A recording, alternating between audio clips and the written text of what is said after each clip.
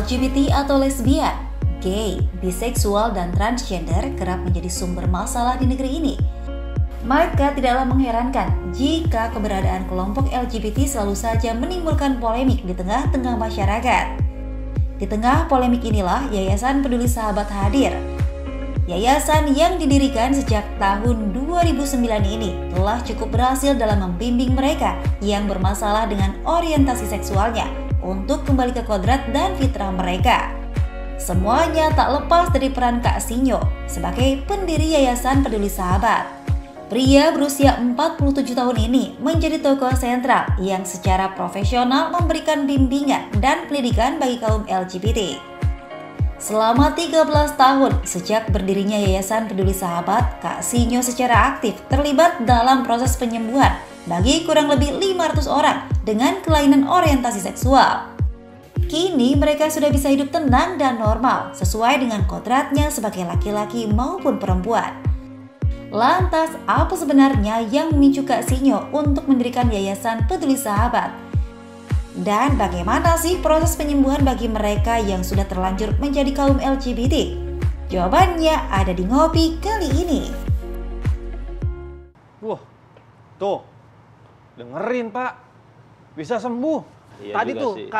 Kak siapa tadi? Kak Setio apa siapa? Kak Sinyo. Kasinyo, iya. Kak Sinyo. Wah, kalau bisa ngobrol-ngobrol seru Iya, ya. buat perbenaran kita juga tuh. Iya, ternyata bisa sembuh loh. Saudara-saudara kita yang punya apa ya, perbedaan. Assalamualaikum. Ini Waalaikumsalam warahmatullahi wabarakatuh. Pak Us. Gimana Pak? Sehat, Ji? Alhamdulillah. Halo. Sebentar. Saya kok tahu. Sini. Coba. Nah, mirip nggak? Sama ini. baru kita diomongin nih. Mukanya sama kayak TV.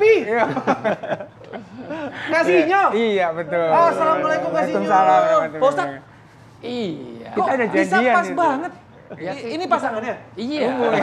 Wah. Hati-hati doa. Pasangan diskusi. Oh, iya. Pak Ustadz udah pesen kopi? Biasa ya? Oke, Iya. siap. Kasinyo? Ya, kopi susu. Kopi susu. Iya. Kopi susu. Harus ada susunya. Cocok. Silakan duduk, Terima selamat datang kasih. di Ngopi Ngobrol Perihal Iman. Iya. Pak Ustadz sehat Pak Ustadz? Alhamdulillah. Alhamdulillah. Orang Kasinyo? beragama itu Alhamdulillah. kalau sudah punya agama minta sehat. Iya benar. Pas banget Iya. ada Kasinyo barusan di TV ada berita tentang Oh, ada mohon maaf saya nih. yang muncul ya? Iya. Ah, malu saya. Dan itu yang saya tadi diskusikan belum selesai. Nah, pas banget nih Iya. bisa ngobrol bareng Pas kita juga. haus, sini mampir. Sambil ngopi-ngopi. Iya. Langsung aja nih pertanyaan dari kami berdua, saya sama Oji atau mungkin teman-teman di luar sana gitu ya. Iya. Emang teman-teman atau saudara-saudara LGBT kita di luar sana Heeh. itu bisa sembuh, Kasinyo? Ya, selama dia mau dibantu, insya Allah bisa. Jadi sebetulnya baca dari banyak media juga banyak seperti itu. Misalnya Sam Brondi dan sebagainya itu ya. Iya, Itu iya, kan iya, artis iya. yang awalnya dulu transgender ya. Iya. Suka sama jenis juga. Iya, benar. Akhirnya sekarang jadi luar biasa, jadi suami yang luar biasa. Itu Seperti karena ketemu sama Kasinyo? Bukan. Ya kirain siapa tahu. Iya, gitu. cuma lihat doang gitu. Tapi Heeh. karena sebetulnya saya juga pengen ngajak biar ketemu beliau, tapi malu kan. Dia Ya. sudah punya istri, ntar malu ketemu beliau. Akhirnya Iya, sudah. itu yang masih Ya. jadi kendala Iya. Pak Ustadz. Kadang-kadang mereka masih menganggap ini ya mungkin belum bisa terima secara gamblang untuk masyarakat luas Iya. gitu kan. Mereka masih malu, masih menganggap ini sebuah aib segala macam gitu. Gimana Pak Ustadz? Makanya ini memang bukan single faktor ya. Nah, masalah LGBT ini adalah multifaktor. Iya. Artinya banyak aspek yang harus kita dekatin. Hmm. Pertama, kalau kita lihat tidak ada sesuatu yang herediter. Sesuatu yang diciptakan, ditakdirkan menjadi orang in between. Ya. Kalau nggak laki ya perempuan. Dari sisi ini makanya itu tidak termasuk sifat alamiah dasar. Ya, ya. Artinya itu tidak diturunkan, itu bukan takdir yang Ya. ghairu mughayyarat. Itu takdir yang bisa dirubah. Iya. Jadi takdir itu ada dua. Iya. Ada takdir yang nggak bisa dirubah. Misalnya Kinos lahir di mana, itu nggak bisa dirubah. Iya. Tapi ada takdir yang mughayyarat. Takdir itu masih bisa kita pilih. Ya. Kita jadi orang baik atau orang buruk itu pilihan. Pilihan. Orang berperilaku, mohon maaf, seksual itu di pilihan kita atas didikan, Iya. atas bagaimana lingkungan, Iya. atas bagaimana habit yang dari kecil. Iya. Bagaimana kita pertemanan. Itu pilihannya Pak Ustadz Iya, ya? itu pilihan. Iya. Jadi semua ahli psikolog pun mengatakan itu Iya. disease. Nah, tapi gini yang perlu dibahas juga nih. Tadi Pak Ustadz bilang ada yang namanya banci, ada yang waria, Iya. ada yang namanya LGBT ini. Ini sebenarnya LGBT apa dan apa bedanya sama waria sama banci Ya, dan mestinya lain-lain? harus dibedakan dulu. Nah. Jangan sampai nanti kita dipukul rata Ya, semua. betul. Mestinya dibagi 3, itu orientasi seks, Orientasi seks, betul. tindakan seks, dan identitas seks. Orientasi seks, tindakan seks, sama satu seks lagi? dan identitas. Identitas. Seks. Itu harus Oke. dibagi. Ya. Orientasi seks itu Oke. hasrat seks. Nah, hasrat seks itu di psikologi yang lama dibagi menjadi 4.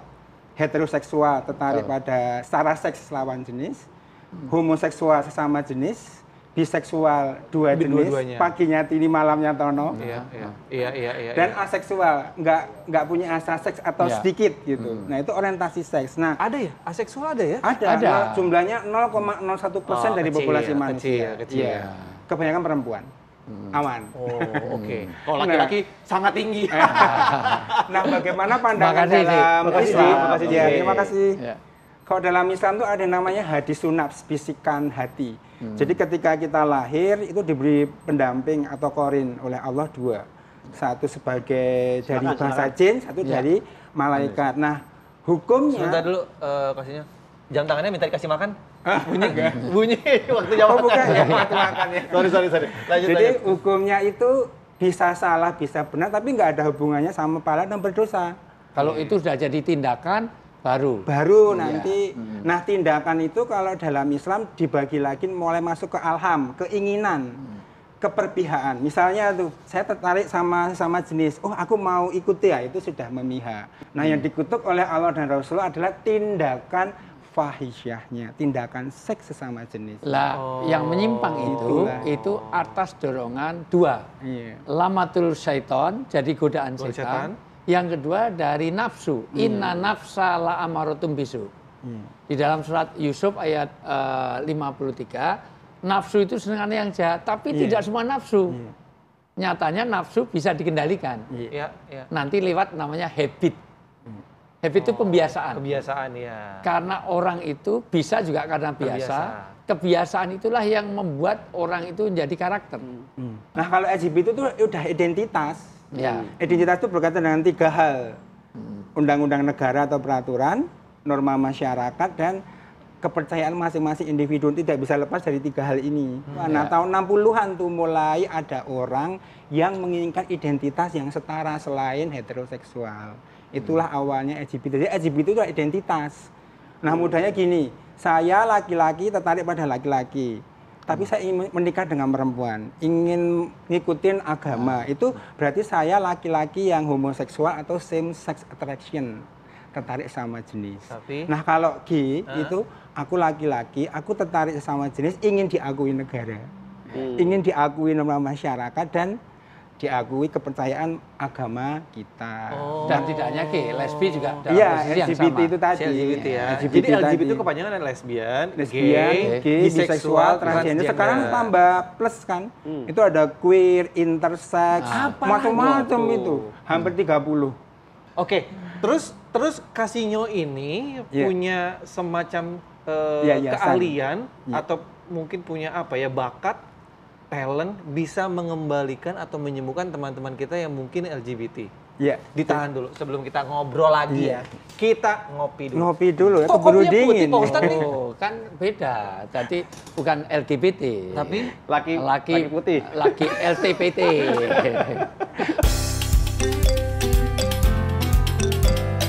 Secara fisik orang berkumis pun Iya, bisa iya, saja. maskulin, dia, gitu. maskulin. Nah, paling Pak mudah Ustadz. dari pandangan mata. Ustaz. Pandangan mata. Ya, Gimana? karena laki-laki itu lebih sempit 30% dari perempuan.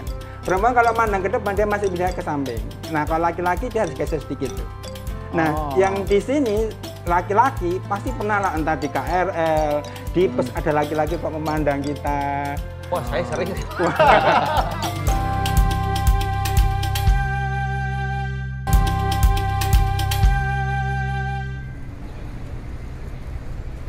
Nah, tadi ada pertanyaan belum dijawab nih sama Kak Sinyo. Sebentar, sebelum Kak Sinyo jawab, gue pengen tahu juga nih, Kak Sinyo ini basicnya apa? Ya, kalau untuk S1-nya saya pendidikan bahasa Prancis. Nah, pendidikan bahasa Prancis itu kan dia dapat konselor ya. Konselor itu pendamping di pendidikan. Oke. Jadi ada psikologi pendidikannya juga. Oh, ada psikologinya.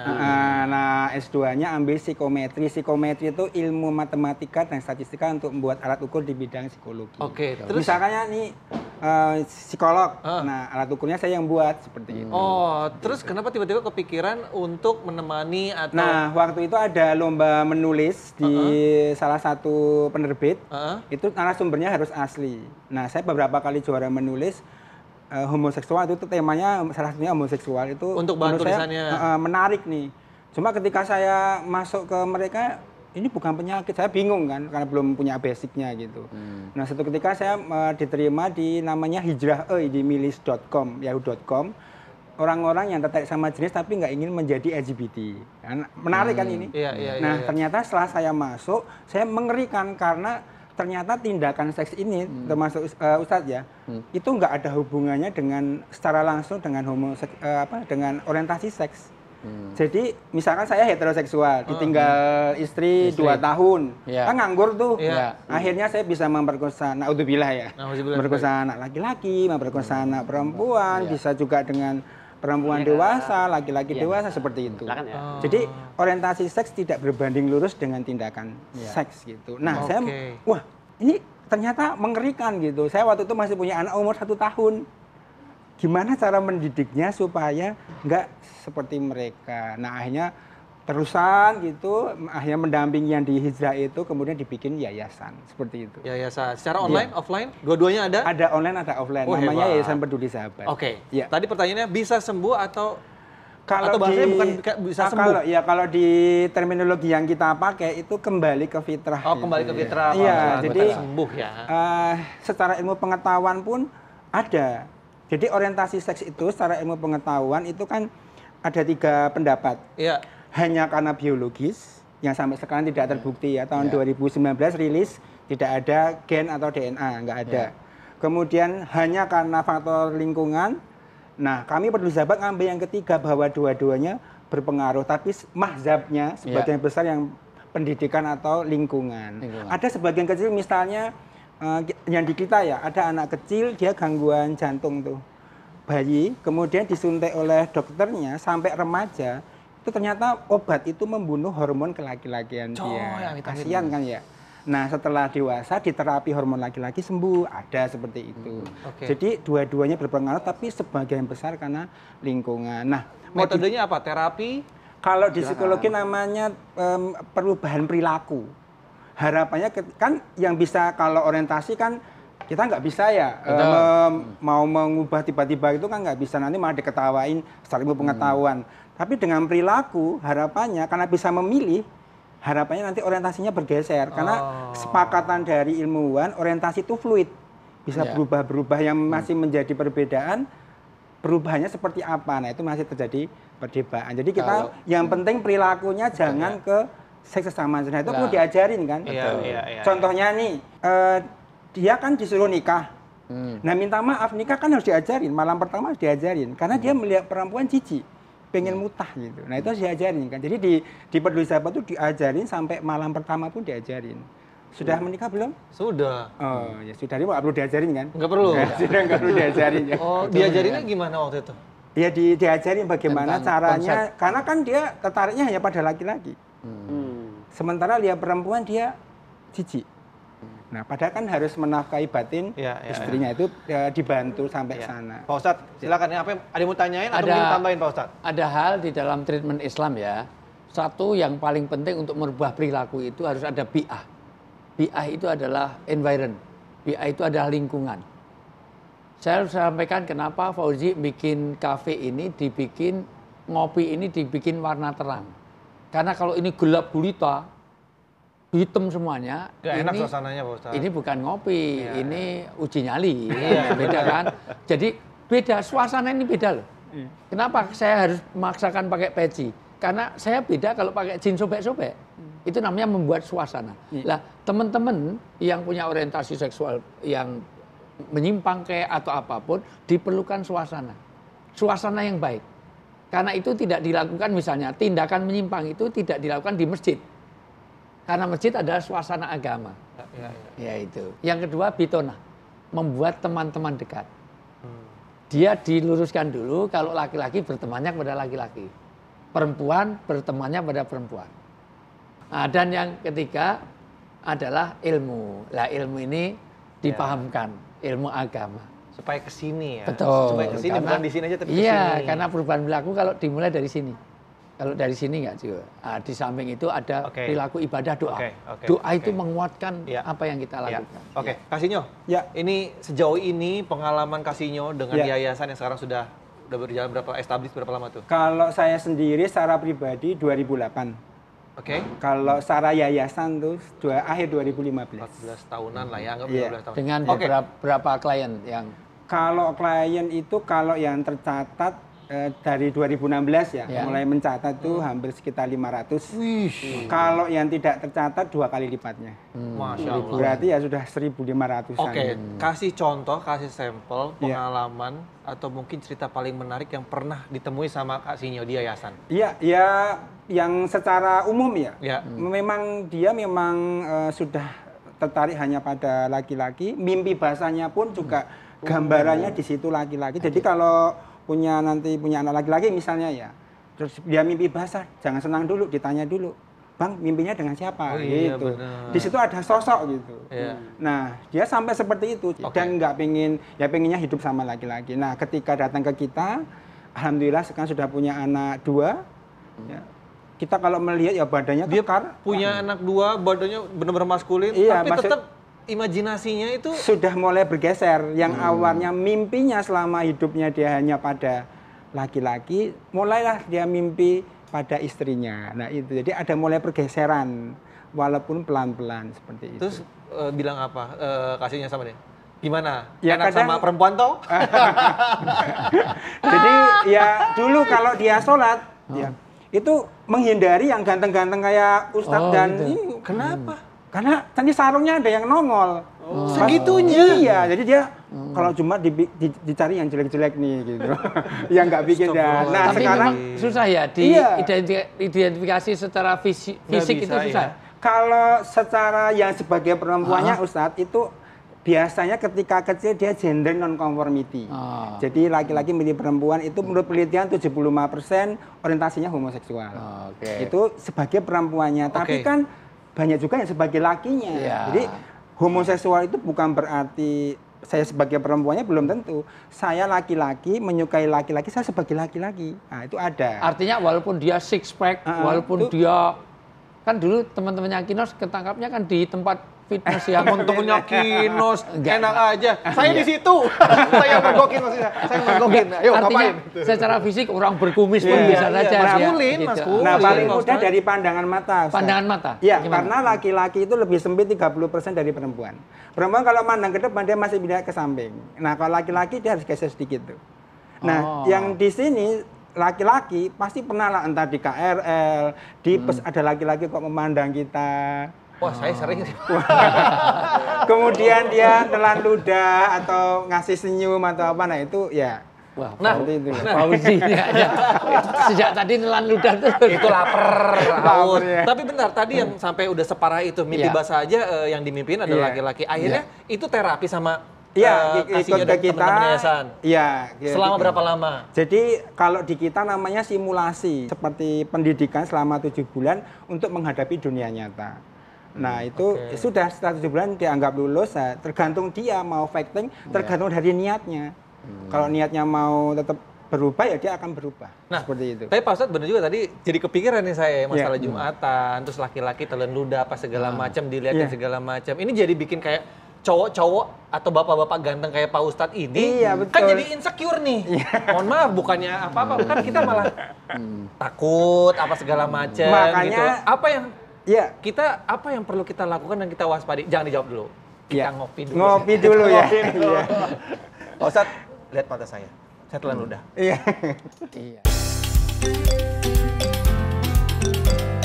Itu pasti ada basic, ada masalah sama orang tuanya. Nah, keluarga. Nah, masalah keluarga ini kan non harmonis banyak. Kemudian kalau misalkan ada pelecehan seksual, itu menguatkan. Oh, justru itu malah penguat yang tadinya sudah rentan, Kemudian dikuatkan dengan misalnya pelecehan seksual, Keluarga ternyata juga. melihat media dan sebagainya.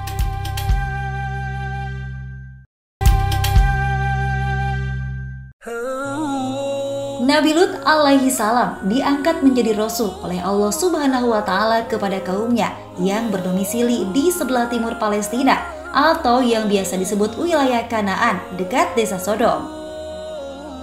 Penduduk desa tersebut memiliki perilaku seksual yang sangat buruk, yaitu kebiasaan berhubungan intim dengan sesama lelaki. Nabi Lut berdakwah dan mengajak penduduk desa Sodom untuk bertobat dan meninggalkan kebiasaan buruknya itu. Namun, ajakan tersebut justru membuat mereka marah dan mengusir Nabi Lut. Kaum Sodom bahkan berani menantang Nabi Lut untuk mendatangkan azab Allah.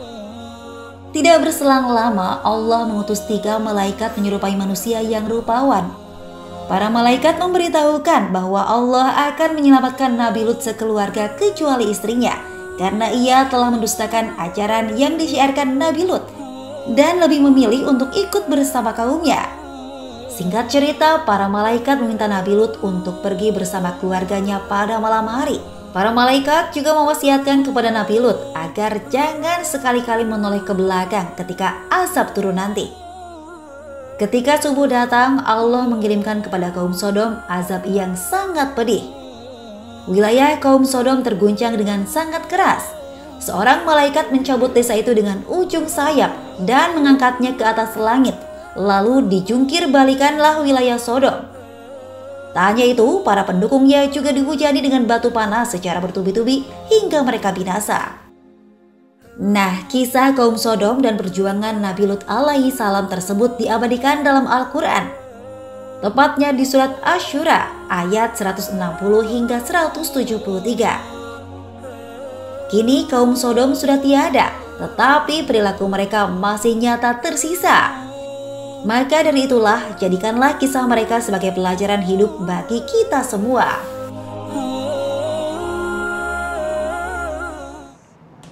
Nah, jadi itu tuh yang buat kami kaum laki-laki jadi bingung. Di sisi lain kan, ya kita nggak boleh mengucilkan mereka ya Pak Ustadz. Kan kita sama-sama manusia ciptaan Allah Subhanahu wa Justru taala. semangat kita semangat dia supaya tetap on the track. Nah, tapi gitu. di sisi lain kan kita punya rasa insecure ya Pak Ustadz ya gitu. Jadi apa yang harus kami lakukan terhadap teman-teman kita yang LGBT misalnya gay, begitupun perempuan yang ketemu sama yang lesbian gitu. Ya, yang pertama kalau dia teman dekatnya Kak Jonas ya, lu jangan gitu dong, nggak seperti itu. Tapi kalau dibilangin nggak mau, dia apa-apa nggak mau ya kita berdoakan. Tapi kalau sudah memprovokasi, ngajak-ngajak ke masyarakat, ngajak-ngajak teman-teman, ayo ya, itu mestinya ya kita ya negara itu lembaga semua harus bertindak sesuai dengan peraturan di undang-undang, agama dan sebagainya. Tapi tadi dibilang rata-rata ada 500 kurang lebih ya? Iya, yang tercatat. Itu tercatat. Ya. Nah, itu rata-rata penyebabnya tuh apa sih? Sebetulnya Traumata, semua lingkungan? masalah mau orientasi seks, mau narkoba, mau miras, saya jamin tidak akrab dengan kedua orang tuanya. Maksudnya ya pendidikan di orang tua inilah. Rasulullah telah dalam keadaan yatim tapi ada model pengganti. Itu pasti ada basic, ada masalah sama orang tuanya. Nah, keluarga. Nah, masalah keluarga ini kan non harmonis banyak. Misalnya ayahnya ada tapi berangkatnya subuh, pulangnya malam, nggak ketemu anak laki-lakinya, anak laki-lakinya ketemu ibunya perempuan. Asal rumah tangganya perempuan. Playgroup mak-mak. TK mbok. Iya, atau nggak bapaknya berangkat Senin, pulangnya hari Sabtu karena luar jadi kota. memang jangan nyebut-nyebut itu, enak banget itu. Jadi saya kan nggak enak PJK gitu, pulang Jumat. Jadi keluarga inilah yang paling utama. Nah, kemudian kalau misalkan ada pelecehan seksual, nah sebenarnya itu menguatkan. Oh, justru itu malah penguat yang utamanya tadinya sudah orang tua. rentan, kemudian dikuatkan dengan misalnya pelecehan seksual, keluarga ternyata juga. melihat media dan sebagainya. Makanya keluarga tolong dicatat baik-baik teman-teman untuk bagaimana, walaupun ini tidak hanya untuk protek masalah ini ya, masalah semuanya. Ya deviasi pelanggaran dalam keluarga. 4 fungsi keluarga ini tolong ditekankan. Satu, rumah itu harus jadi tempat madrasah, tempat internalisasi nilai-nilai agama dan budaya. Nilai agama dan budaya itu penting, bukan hanya agama tapi juga budaya. Maksud saya itu nggak patut secara budaya, karena di semua budaya sebenarnya juga menolak pelanggaran-pelanggaran seksual segala macam itu. Sesama jenis itu ditolak oleh semua budaya sebetulnya. Ya. Dan apalagi agama itu. Yang kedua, di situ harus jadi musola. Kalau ini jadi madrasah, dua jadi musola. Musola itu tempat untuk dijalankannya ibadah. Dan ibadah itu sudah jelas-jelas. Ini tempat laki, ini tempat perempuan, ini bahkan mohon maaf, anak aja, Kinos punya anak, laki sama perempuan itu harus dipisah kamar ketika sudah dewasa. Kalau nggak bisa kamar, 10 tahun. Kalau nggak pisah ranjang. Kalau terpaksa nggak bisa, jangan satu selimut. Walau sejenis. Nggak boleh dalam Islam. Sejenis jangan satu selimut. Yang ketiga, ini tempat untuk bagaimana maskanah. Tempat orang itu aman, nyaman dari dunia sampai akhirat. Tidak ada pelanggaran-pelanggaran kemaksiatan di rumah. Pastikan kamar-kamar rumah diperiksa. Ini kamar cowok kok banyak lipstik, banyak eyeshadow, banyak bulu mata. Nah ini tolong. Atau termasuk ada alkohol berkadar tinggi misalnya. 100% alkohol. Ini buat apa? Kalau untuk membersihkan nggak sampai seperti itu. Jangan-jangan kena narkoba. Karena mohon maaf, anak itu tanggung jawab orang tua. Pak. Yang terakhir jadi maulud. Maulud itu adalah tempat tumbuh kembangnya 3 rongga. Nah ini kunci penting. Rongga apa? Rongga perut. Sandang, pangan, papan terjamin anak kita. Kedua, rongga kepala. Ilmu-ilmu. Ilmu apa? Ilmu agama, ilmu pengetahuan, bahkan ilmu seks tadi. Mosok anaknya sudah 18 tahun nggak tahu cara mandi janabah, mandi junub. Nggak tahu bahwa laki sama perempuan itu harus, mohon maaf, beda ini tidak boleh, beda muhrim segala macam, harus tahu. Dan juga bagaimana rongga dada. Rongga perut, rongga kepala, dan rongga dada. Itu harus terjamin di rumah kita. Nah, sebetulnya itu benteng paling utama untuk kasrah ini adalah di keluarga. Oke. Gimana, Ji? Nah, ini Kasino, kaitannya kan tadi yang disampaikan Pak Ustadz ya, kita sebagai orang tua ya, ini saya Bang Kinos kan punya anak-anak nih. Bagaimana cara antisipasi ataupun ada referensi tentang sex education kah buat anak-anak? Kan selama ini kan kita tabu nih ya, ngomongin masalah sex education, kayaknya ini belum cukup umur deh gitu. Tapi kalau nggak dikasih tahu takutnya kebablasan gitu. Iya. Jadi nah, gitu, bisa tadi dibilang kan adalah minimal basicnya tuh orang tua dulu. Nah, apa yang harus dilakukan orang tua dari sekarang? Kalau dalam Islam namanya sexual education, bukan sex education. Sex education. Nah, kalau sex education tuh ngajarin seks. Kalau sexual education tuh mulai dalam Islam ya, terintegrasi mulai dari 0 sampai 15 tahun. Misalnya nggak boleh satu selimut, pisah ranjang. Contohnya nih dalam Islam kan nggak boleh melihat aurat utama, kan nggak boleh. Betul kan? Nggak boleh itu di rumah kami sejak 0 tahun saya bilangnya, minta maaf ya. Bilangnya vagina tapi kemaluan misalnya ini ya. Ini kemaluanmu adalah hakmu, milikmu seorang, tidak boleh dipegang oleh siapapun kecuali suamimu kelak. Ayah sama ibu cuma boleh memegang ketika memandikan, menceboi, dan ketika kemaluanmu terasa sakit. Itu terus itu. Umur 2 tahun diantar ke WC saya nggak mau karena saya bapaknya. Umur 4 tahun dipegang pahanya sama abangnya, ini punya aku dan suamiku, seperti itu. Jadi mestinya sexual education dalam Islam itu sudah sempurna. Oke. Terus sekarang mohon maaf nih, kalau pertanyaannya personal nih, Kasino. Sekarang pure kerjaannya sehari-hari Kasino emang memberikan bimbingan. Ada penulis juga, memberikan bimbingan LGBT itu hanya sampingan atau gimana? Iya, jadi itu yayasannya. Saya kan penulis buku. Di yayasan sebagai apa? Ketua. Pembimbing? Nah, karena di peraturan yang baru tahun 2015 kan founder nggak boleh jadi ketua. Jadi saya waktu itu milih udah ketua aja gitu. Berarti di yayasan tersebut nggak melulu teman-teman yang LGBT doang datang ke sana. Misalnya ada, begitu dengar sekarang kita ngobrol nih Pak, ada orang tua yang saya harus bisa belajar nih supaya bisa mengajarkan anak-anak saya. Itu boleh datang konsultasi? Boleh, konsultasi boleh. Kan yang datang ke kita bukan cuma yang Muslim, ada yang ateis, ngaku ateis, ada yang Nasrani, bahkan ada yang tertarik sama suara perut. Aneh kan? Jadi dia kalau mendengar suara perut tuh hasrat seksnya muncul gitu. Nah seperti itu. Jadi macam-macam, ini mau saya tulis bukunya juga. Oke. Tapi bentuk gitu parenting juga ini misalnya ada. Diperlukan. Oh ada parenting juga. Iya. Supaya saya jadi insecure begitu dengar ternyata orang tua adalah faktor yang paling penting untuk mendidik jangan anaknya. khawatir, sudah saya bawakan bukunya. Serius? Serius buat. Dan itu ada catatan penting juga loh. Ketertarikan sejenis itu ternyata kalau laki-laki itu dari paha. Maksud saya ini. Kenapa Rasulullah waktu itu ketika Utsman bin Affan itu datang, paha Rasulullah itu nyingkap sedikit. maka buru-buru ditutup. Sesama jenis, paha saja bisa menjadi tertarik. Maka Rasulullah langsung menutup. Karena Utsman itu pemalu dan tidak ingin itu. Dan ternyata apa yang dilakukan Rasulullah itu wa mayantiku anil hawa. Rasulullah itu tidak melakukan sesuatu atas dasar hawa nafsu, tapi memang itu untuk tuntunan bagi sudah sempurna. Iya. Nah, mestinya orang tua harus menjadi sahabat anak-anaknya. Dan ada dua. Satu, anak jadikan orang yang bisa curhat kepada orang tua. Maka yang kedua, orang tua harus membuka diri untuk dicurhati.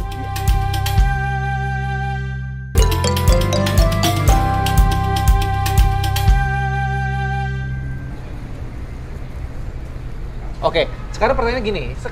Zaman sekarang, saya nggak bisa bilang ini lifestyle sih.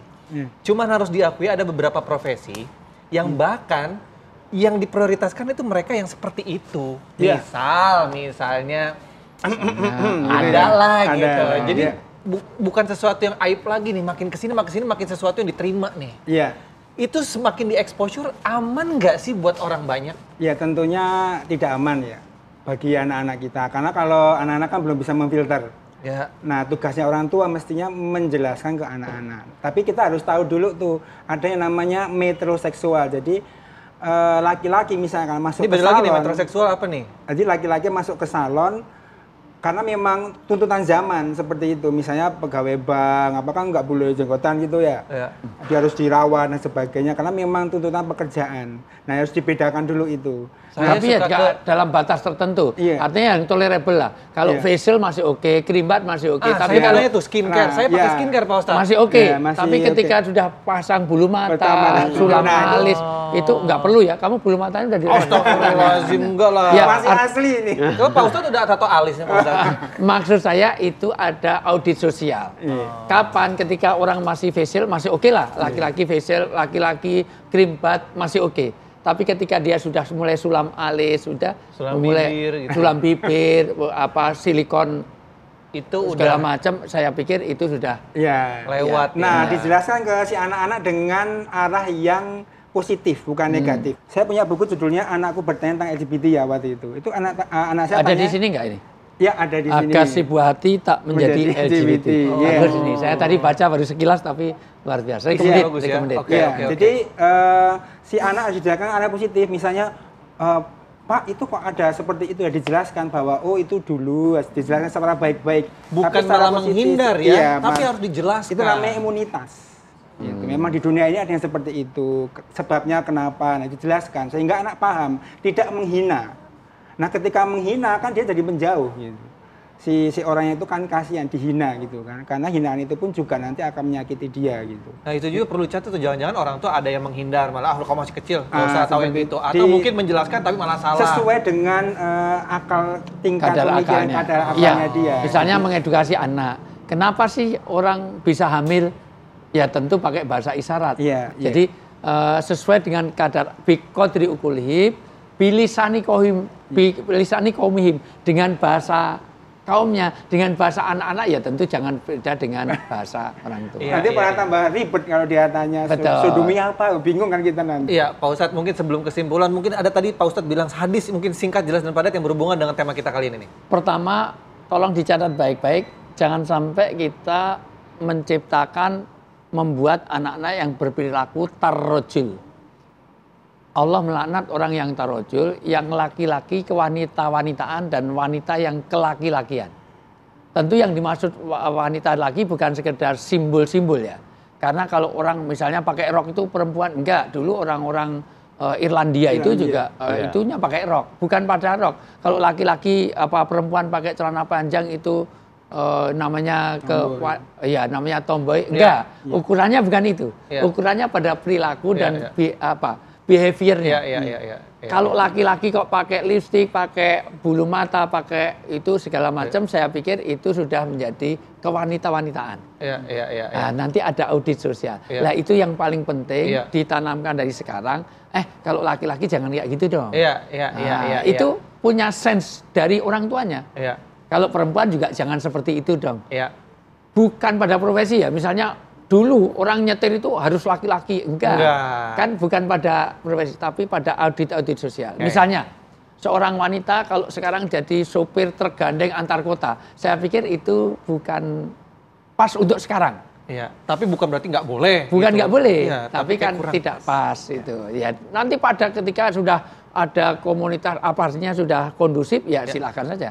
Hadis yang berkaitan, Pak Ustadz sedikit yang aja berkaitan dengan tarojul tadi. Ya. Jadi jangan laki-laki yang ke wanita-wanitaan, wanita yang ke laki-lakian. Dari sini sudah menunjukkan bahwa seorang harus berperilaku sebagaimana fitrahnya. Fitrah laki-laki dan fitrah perempuan, karena nanti berkaitan dengan hak dan tanggung jawab. Ya. Berkaitan dengan nanti dia harus jadi pemimpin rumah tangga, itu laki-lakinya. Berkaitan dengan orientasi seksual, berkaitan dengan pernikahan, berkaitan dengan regenerasi. Bagaimanapun juga hanya karena cinta kalau sejenis gimana? Satu, belum ada obatnya. Kedua, tentu nanti tidak ada regenerasi dari situ. Padahal tujuan pernikahan adalah diantaranya untuk regenerasi. Ya.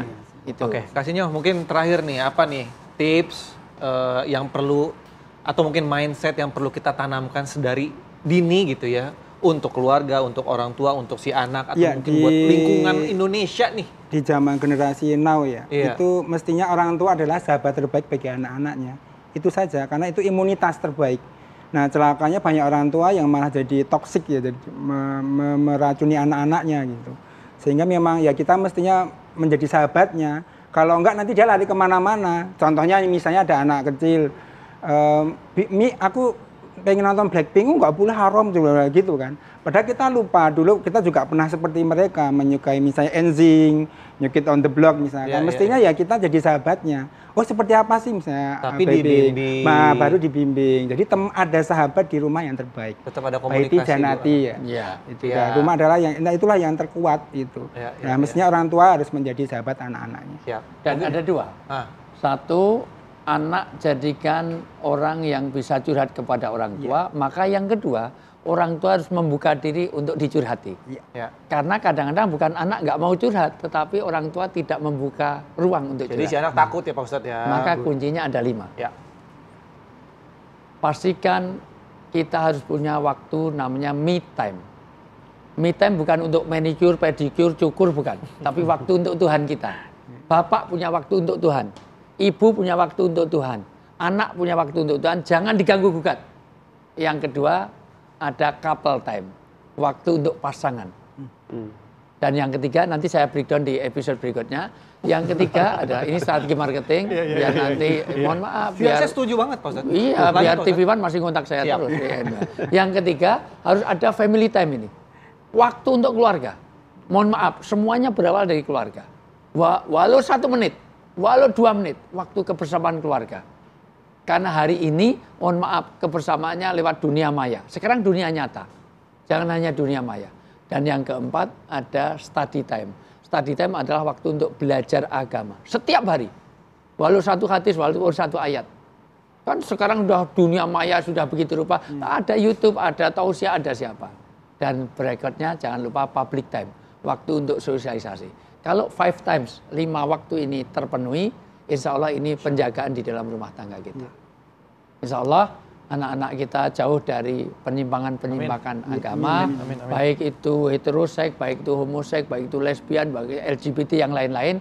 Mudah-mudahan lah Allah jaga kita semuanya. Karena ini kaitannya dengan pertanggungjawaban kita dunia dan akhirat. Amin. Saya rasa itu. Siap, terima kasih Kasihnya. Terima kasih Pak Ustadz. Jangan kapok-kapok ke sini. Siap. Semuanya tentang pilihan Pak Ustadz, jangan lupa. Pak Ustadz, tapi kalau ngopi di sini pilihan cuma 2. Ngutang atau minta traktir?